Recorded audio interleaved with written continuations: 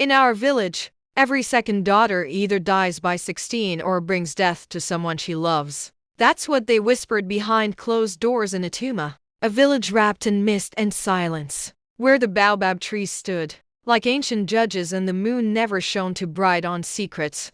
I was the second daughter. My name is Ngozi, born with fists clenched and eyes wide open, as if I already knew the fight I would face. Mama told me I didn't cry when I was born, only stared at the hut's cracked ceiling like I was looking for something that wasn't there. Mama had 3 children before me. First my brother, Obi, who now barely speaks and walks with a limp. Then my sister, Chika, the golden one. After me, Mama refused to have more children. She never said why, but I saw the fear in her eyes when the midwife whispered, "Another second." By the time I turned 12, strange things started happening. First, the hens stopped laying eggs. Then goats began to vanish from their ropes at night, one by one. Then Baba Obi's only son fell from the mango tree and never woke up, all within 1 moon cycle. They said it was the dry season. They said it was a coincidence. But I saw how the elders looked at me, like I was a crack in the pot. Something cursed but necessary. Then came Auntie Adaku's visit. No one knew where she came from exactly. She just appeared one morning, wrapped in a tattered blue wrapper, her bare feet dusty and her head held high, her eyes white like river mist saw too much. They said she was a keeper of the old ways, one of those women who had walked between the living and the ancestors and come back with more questions than answers. She came to our compound the morning after I found a dead crow on my windowsill. "You're marked," she said, without looking at me. "The forest knows. The river knows. The ancestors whisper in the wind when you pass." I wanted to laugh, but something about her voice turned my bones cold. Mama knelt before her. "Please, she's only a child." Auntie Adaku placed a finger on my forehead. Her skin felt like dried leaves and thunder. "She will choose. One day soon, the curse will wake. If she doesn't face it, someone else will pay the price." That night, I dreamed of a red river, not the kind we bathe in. This one bled from the trees, and at the center of it stood a woman with her back to me. Her voice was wind and sorrow. "Ngozi," she said without turning, "will you take it, or will it take you?" When I woke up, my bedsheet was soaked in sweat, and the dead crow was gone. There are rules in Ituma, old ones. The kind not written down but carved in songs and burial stones. One of them says, a second daughter must never stand at the center of a gathering, but at the yam festival. Chika, my elder sister, was chosen as a dancer, and she fainted the moment I stepped near the fire circle. Her body trembled like something inside her was being yanked out. Later, the elders sat in a closed hut and called Mama in. They said nothing could be proven. But from that day, I wasn't allowed near the village square without supervision. Obi began walking with his face down, like his shadow was afraid of mine. By 14, I stopped speaking to anyone except the river. I would go every dawn to the small bend near the palm grove, where the water curved like a sleeping snake. That was where I first heard them, not voices exactly, but echoes, not in my ears, in my chest. "Come," they said, "come before the choice is made for you." One afternoon, I followed a hummingbird into the old part of the forest. No one goes there anymore, not since the last fire, but I felt pulled, like I was being invited. There, I found a stone idol, half buried in moss and ash. It was shaped like a woman, mouth open, arms raised, a bowl on her head filled with bones and feathers.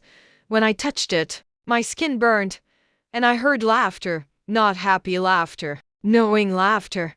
Then, I saw something that made my heart stop. Carved into the base were 3 names: Chika, Ngozi, Nena. My name was second. When I got home, I asked Mama who Nena was. She dropped the calabash she was holding. "How do you know that name?" she whispered. "She's carved in the forest stone," I said. Mama sat down hard. "She was my sister, my mother's second daughter. She died before 16. They said she drowned, but there was no river where she fell." My voice came out dry. "And Chika? She's the first. What happens to the second?" Mama didn't answer, but I saw her shoulders shaking in the candlelight. That night, the Red River came again in my dream. This time, The woman turned around. She looked like me, and she was crying. The next morning, the village bell rang 3 times. A sign of unexpected death. It was Elder Madhu, the only one who ever smiled at me, found lifeless beneath the baobab. No wound, no mark, no struggle. Just his eyes wide open like he'd seen something the mind couldn't hold. The whispers started again. Who was he last seen speaking to? Didn't Ngozi walk past him yesterday? I didn't cry. I didn't blink. I just went to the river and waited, and as the sun rose, the water rippled, and from its depths came a voice I now knew well. When a person dies in Ituma without a wound or illness, the elders say it's the work of something unseen but deeply watching. They speak in riddles, never pointing fingers, but everyone feels the weight of their glances. After Elder Madhu's death, I felt the air shift. People began sweeping their thresholds twice a day. Women tied red beads to their children's ankles. Even the village dogs avoided my path. Mama stopped sending me to the market. Chika stopped speaking to me altogether. Obi, my brother, simply placed a small calabash at my door and walked away. Inside, the calabash was a bone, a bird bone, polished and smooth, and beneath it, a folded leaf with one word, prepare. That night, I sat under the baobab tree, the one they say remembers every secret ever whispered in the dark. My bare feet dug into the dry earth. I didn't cry. I hadn't cried since I was 8. When my favorite goat bled out from a wound no one could explain. Tell me what I am, I whispered to the tree. Tell me what I was born for. But the tree gave no answer. Only the wind responded soft, whimpering like a child left outside after dusk. Then, from the shadows, Auntie Adaku stepped forward. I told your mother this day would come, she said, her blind eyes fixed on me like they could see more than sight ever could. What day? I asked. The day you stop pretending you are ordinary. She handed me a small wooden drum, carved with ancient spirals and symbols I had seen once in the forest. This is your calling drum, she said. It only answers blood. I touched it gently. The surface was cold. Call who? I asked, but she had already vanished into the night, leaving only the sound of dry leaves behind. At midnight, I dreamt of a cave filled with bones piled so high they touched a roof. Each skull had a crack down the center. Each whisper called my name. Ngozi. One skull had Chika's earrings on it. I woke with a scream, and the drum rolled across the floor on its own. I ran to Mama's room. She was already awake. I know, she said before I could speak. The curse is waking faster than it should. Tell me what it is, I cried. Tell me what I'm carrying inside me. Mama shook her head. It's not inside you, Ngozi. It's around you. You were born into it. She stared at the wall as if the past lived there.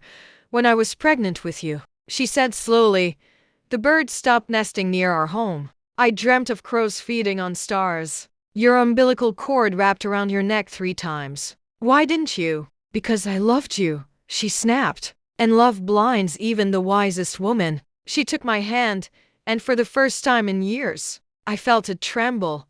You have 2 choices, she said. Embrace what they fear, or let it consume you. The next morning, the village gong rang again. This time it wasn't death. It was a gathering.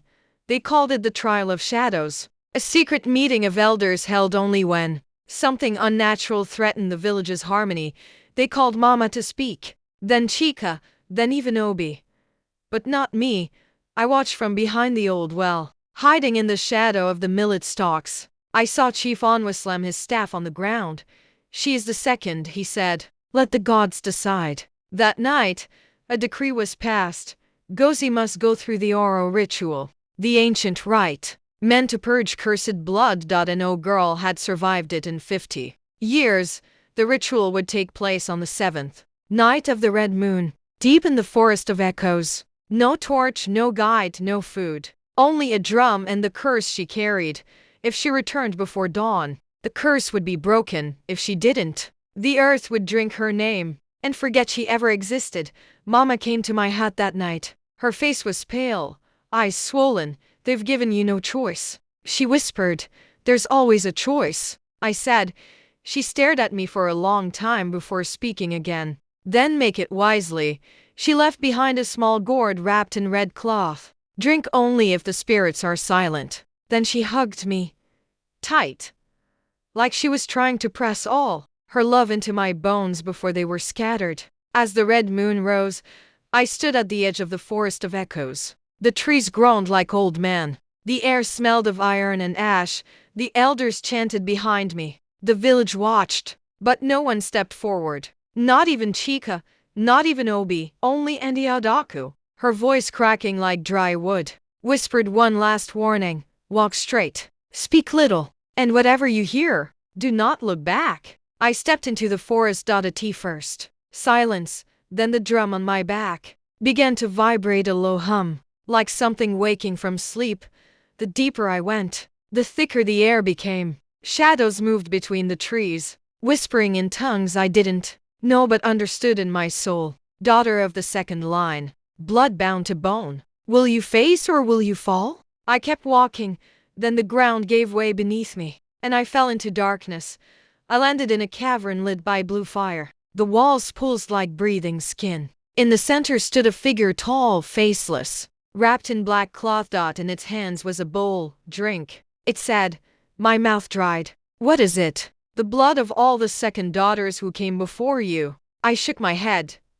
Drink, and you become what they feared. Refuse, and you become what they destroyed. I closed my eyes, and I drank. The liquid was cold, then hot, then something else. I screamed as 1,000 voices flooded my body, weeping, laughing, remembering their pain, their power. The bowl shattered, and the shadows knelt. When I opened my eyes again, I was no longer in the cave. I stood at the edge of the forest, the red moon now pale in the sky. The drum burned to ash beside me. I walked back to Ituma, with no footprints behind me, and as I crossed into the village square, even the wind held its breath. No one expected me to come back. When I stepped into the village square at dawn, barefoot and silent, the air around me changed. It was as if the trees leaned closer, the wind paused, and even the crows circling above stopped mid-flight. I heard a baby cry out in its mother's arms. A pot slipped from a woman's hand and shattered. Somewhere someone gasped. She returned, but no one stepped forward, not even Mama. I walked through the crowd. The villagers parted like a river around a rock, cautious, unsure. Their eyes didn't meet mine. I was the same girl they had watched grow up, yet different. I could feel it in my bones. Something had shifted inside me in that forest, not just survival. Inheritance. The curse had not consumed me. It had accepted me. When I entered our compound, I found Mama seated on a stool, staring into the fire with empty eyes. The flames reflected her thoughts, flickering. Fragile. You came back, she said softly, as if the words were a prayer. I knelt beside her. I did. Did you drink? I nodded. She shut her eyes, and a single tear slid down her cheek. Then, without speaking, she reached into her wrapper and handed me a piece of cloth. Wrapped inside was a carved wooden comb. Old, familiar. This was Nena's, she said. My sister. The one we never speak of. I traced the edges of the comb, worn smooth by time and sorrow. She heard them too, Mama whispered. She tried to fight it, but alone. Her voice broke. You're not alone, I said. She opened her eyes, and for the first time in years, I saw hope in them. But hope is not enough to stop fear. That evening, the elders met again under the council tree. I wasn't invited, but I heard the drums. I heard the rising arguments. And I heard my name again and again. Like a wound they couldn't stop poking. By nightfall, a decision was made. Chief On was summoned. Mama to deliver the news. They will not harm you, she said, but they will not accept you either. I expected that. They say you're too dangerous to live within the village. You may stay at the edge, near the old shrine. I nodded slowly. The place where the palm trees refuse to grow. She nodded. They fear what they do not understand, she added, trying to soften the exile. But I didn't need softening. I needed space to become what I had survived.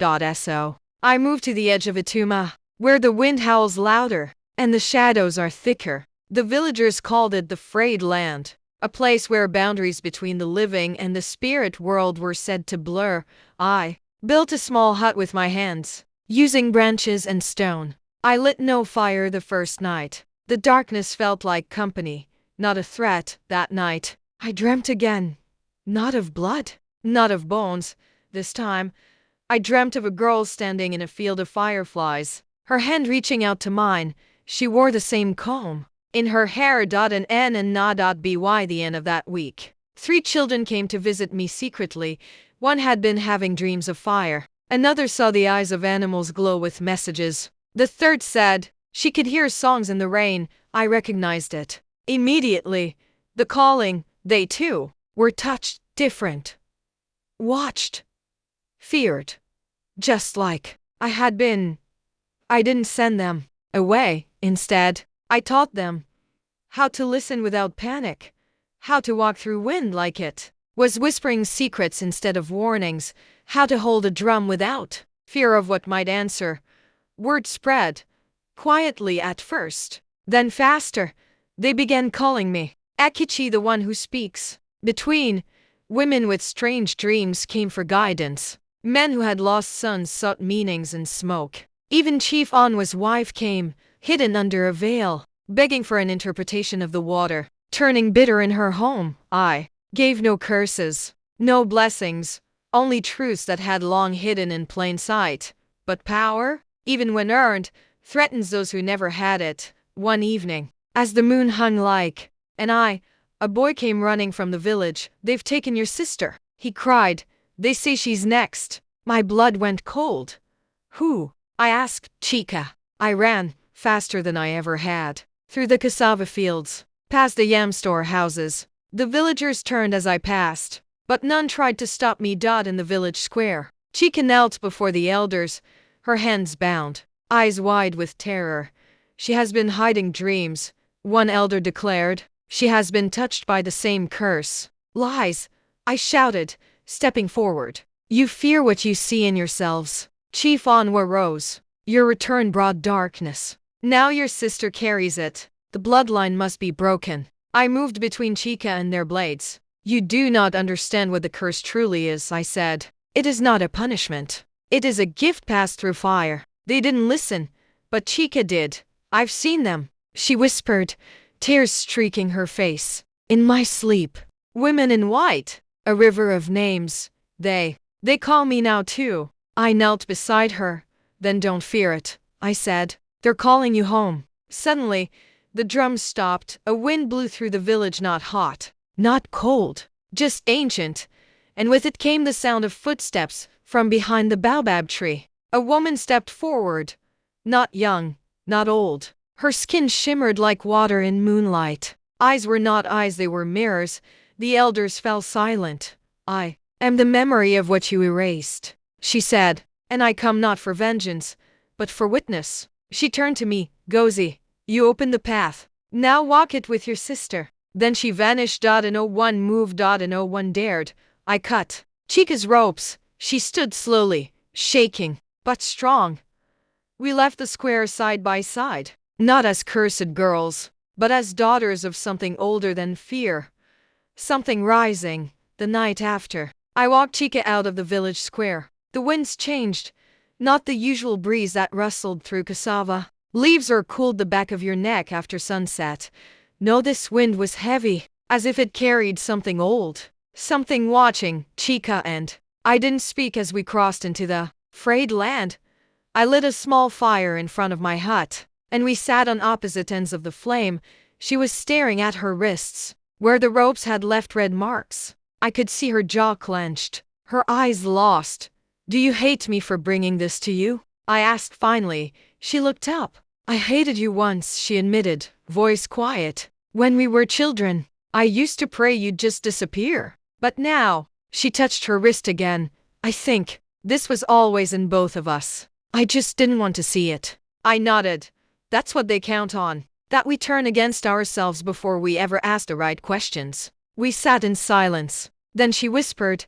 I heard her voice. "Who's?" "The woman under the baobab. The one with mirror eyes." She said, "Your name was stolen before you were born." I felt a chill crawl down my back, because I had heard that same sentence before in my dreams. Beneath the red moon, from the woman in the river of bones. The next day, we returned to the shrine together. The forest greeted us like it had been expecting this moment. Birds didn't sing. The air was thick with a strange quiet. Each step into the undergrowth felt like walking deeper into memory, not the kind kept in your head, but the kind buried in your blood. Chica carried the comb Mama had given me. I carried the drum, now cracked from my last journey, near the old idol, the one with the woman's mouth open in a silent scream. We knelt, and we waited. Then, without warning, the ground opened beneath us. We fell into darkness. We landed on soft soil, but it was wet not from water, but from something thicker. The smell of earth, rust, and river water filled my nose. A faint glow came from ahead, and in that light stood a structure, ancient and beautiful, a house beneath the river. Its walls were woven from reeds and bones, its roof covered in glowing moss. At the door sat a woman in white, Nana. Her eyes were the same as Mama's, her smile soft and sad. "I've waited for you both," she said. "Too many years." Chica stepped forward. "Are you real?" She nodded. "I was once. I am again for now." I stepped beside my sister. "Why are we here?" "Because the curse was never yours," she said. "It was theirs. The elders, the ones who tried to silence the old ways, bury the daughters who could hear the earth speak." She walked to a wall where markings glowed. "Names. Hundreds of names, all of us," she whispered. "Voices buried, dreams burned, power forgotten." "But why us?" I asked. "Why now?" "Because you came back," she said. "You drank the memory. You opened the door. Now you must break it open for everyone." Suddenly, the house shook. A low rumble echoed from the forest above. "They know you're here," Nana said, "and they're afraid." Chica turned. "What do we do?" Nana reached into her robe and pulled out 2 stones. Both black, both smooth, both warm, the twins of calling, she said. "If you place them beneath the baobab tree before the next red moon, the curse will break not just for you, but for every second daughter yet to be born." I took the stones. They pulsed in my hand, like living hearts, but, Nana added, once the stones are placed, the tree will awaken. And it may not be kind. "Why not?" Chica asked. "Because it remembers," she said simply, "and it will demand to be seen." We woke just before dusk, back in the forest. The idol was gone, but in our hands were the stones, warm, beating. That night, smoke rose from Ituma. A hut was burning. I ran with Chica down the village path. People were screaming, throwing water, shouting prayers. But the fire raged too wild, too high, as if it were alive. I saw Chief Onwa standing far off, watching, saying nothing. Adaku didn't scream. She walked calmly into the fire, wrapped in her blue cloth, drum in hand. And before the flames consumed her, she turned to me, her white eyes full of peace. "She's clearing the path," I said aloud, and then she was gone. That night, the baobab tree began to bleed from the base of its trunk. Thick red sap oozed like a wound reopening. The villagers wept. Some knelt and prayed. Others ran home and locked their doors. Only Mama came to my hut. "Your time has come," she said. "It ends with you, or begins with you." I looked at Chica. We both nodded. Tomorrow, we would carry the stones, and whatever the baobab remembered, we would face it together. The sun rose over Ituma, casting gold over rooftops made of straw and clay. But no one sang that morning. The baobab tree at the village center bled slow, steady tears of red sap. FLIs buzzed around it. Children whispered near their mothers' legs. The elders stood silent, afraid to call a meeting, knowing no chant could fix what had begun. And we, Chica and I, stood at the edge of the square, with the twin stones clutched in our hands. Each pulse in the stone echoed through my veins. I looked at Chica. Her fingers trembled, but her jaw was steady. "You're sure?" I asked. She nodded. "It ends now." We stepped forward together, barefoot on the red earth. The crowd parted, unsure if they should pray or run. Mama stood just beyond the gathering, her face unreadable. Only her hands moved to fingers pressed to her lips, then her heart. A silent blessing. Chief Onwa took a single step forward. "This is not our way." Chica didn't even blink. Then maybe your way is what brought the curse in the first place. He raised his staff to speak again, but Baba Ikena, the oldest elder, touched his arm. Let them try. The old man whispered, the tree remembers, but perhaps it also forgives. We reached the base of the baobab tree, its roots curled, like the arms of a buried giant. Cracks in its bark glistened red. We knelt in the soil, and together, we placed the twin stones into the earth. At first, nothing. Just wind. Then, a rumble, soft at first, like distant thunder, then louder. The ground trembled beneath us. The baobab began to glow from within, its bark lighting up with symbols, spirals, eyes, hands, suns, things I had seen in dreams and old cloths. Then the voices began, not loud, not shouting, whispers, hundreds, no, thousands. Female voices, mothers, daughters, sisters, all speaking in one voice. Through time, we remember, we forgive, we return. And then the tree opened. Yes, it opened. Not like a door, more like the way a memory opens in your mind when someone says a name you haven't heard in years. The trunk split down the center, revealing a hollow inside, and within that hollow stood a woman, Nana, but older now, wiser, dressed in white, her skin shimmering like the inside of a seashell, her eyes no longer mirrors but clear, kind, deep. Welcome, Ngozi. Welcome, Chika, she said. The villagers gasped. Some fell to their knees. This is the heart of the baobab, Nana continued, where every second daughter buried by fear waits to be remembered. She turned and stepped aside, and behind her, they came. Hundreds of them. Women. Girls. All the daughters the village had silenced. They poured from the tree, made of mist and memory and moonlight. They wept as they walked, and as they passed each villager, their names were whispered, Amara, Nindi, Onyeka, Nemdilim. The living recognized them. Some were sisters, some mothers, some long-forgotten names etched on broken graves. Each one stopped in front of a villager. Some forgave, some only stared. Then at the center of the square, the spirits circled us. Nana raised her arms. This is not vengeance. This is return. From this day forward, no second daughter will bear the burden of silence. The curse is broken. The baobab pulsed once, then went still, and the spirits disappeared. The tree closed, but the symbols remained glowing in its bark, like a story carved into skin, impossible to erase.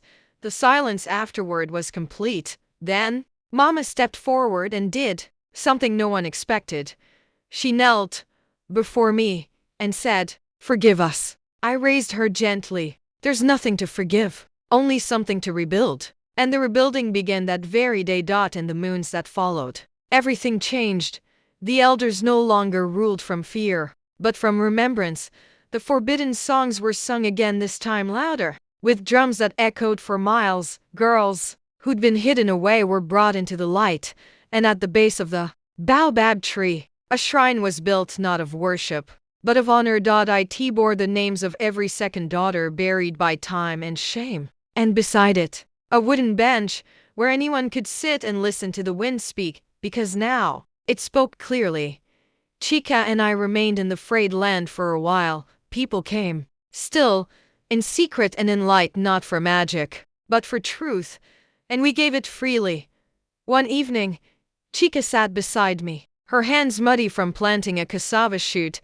"Do you ever feel them?" she asked. "The ones who came before us." I looked toward the baobab. "Every day," she smiled, tucking the old comb into her hair. "Then we did it." I nodded. "Yes, but not for us alone." Years passed, and the story of the curse became something else. Not a warning, but a legend of two sisters who walked into the shadows and returned with the names of the forgotten on their tongues. And when I grew old, and my hair turned silver, I sat under the baobab with the daughters of daughters in my lap, and I told them, once, they called us cursed, but we were never cursed. We were called.